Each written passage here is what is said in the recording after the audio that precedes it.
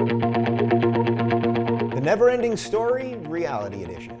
Google executives have expressed their desires to live forever, but Ray Kurzweil, Google's director of engineering, has come out with his specific plan to achieve eternal life. The 67-year-old computer scientist swears by his strict diet regimen of fruits, healthy fats, dark chocolate, and up to 100 pills he pops every day to promote brain, sexual, and overall health. Kurzweil explained the key to longevity is 80% genes, 20% lifestyle. But if you're diligent, it's 90% intervention and 10% genes. Unfortunately, Kurzweil's intervention isn't for everyone quite yet. The 100 pills add up to about $1,000 a day. All right, we've done a bunch of stories on Ray Kurzweil. I'm sort of fascinated by this because we're living in the time right now where it might be possible to live forever.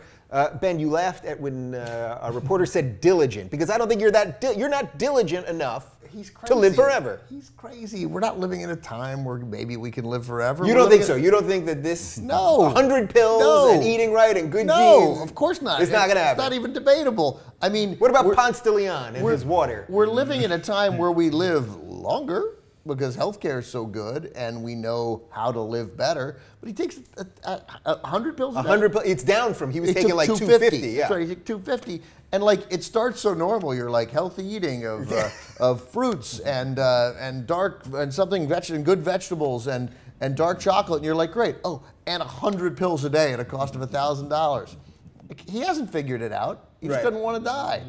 100 pills a day. There's 24 hours a day, so that's about 4 pills. Basically 4 pills an hour. It seems like a lot. It's a lot of work. Would you want to do that much work? Well, I'm not in a financial bracket for my life to be that important to save. Only above a certain thing do you get to go to Elysium in orbit, right? Yeah. And have the bed heal everything for you. I'm one of the worker class down here that coughs and falls over one day. Yeah. No, I'm trying to live a little better. You know, there's another Richard Overton who's 107 years old. No, you see really? that guy? Wow. Is that right? Yeah. Can we book him? Get him on here. He lives in Yeah. Texas. He's awesome. And so there is going to 100 now as a goal, you know.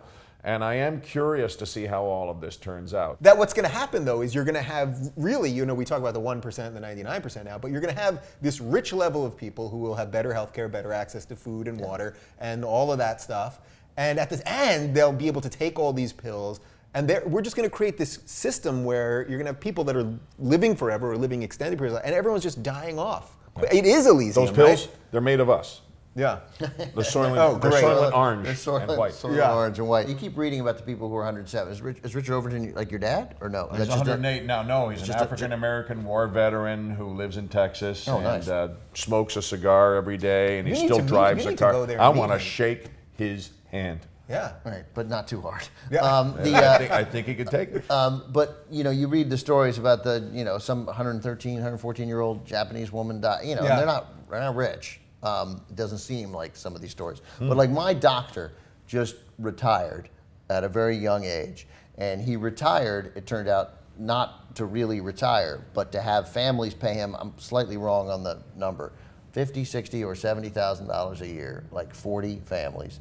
They pay him that much money, and then he's their doctor, and he comes, and you don't have to pay anything else. You're sick, he comes to your house, or you go to his office, and he takes care of your kids, and all your blood work's free. And like that's the new. Like he realized, I can do this. I have enough clients, and I suppose if you were worth $12 million, that might be a useful way to get medical care. But obviously, that is a level of care that the overwhelming majority of people are not going to be. So you're saying we already have this system, a little bit, basically. yeah, that's right, yeah. And I mean, this guy has it. How's he getting these pills? You know. Anyway, would you even want to live forever? Do we lose something that's very human if the thing never makes the full circle? Let us know your thoughts in the comments right down below.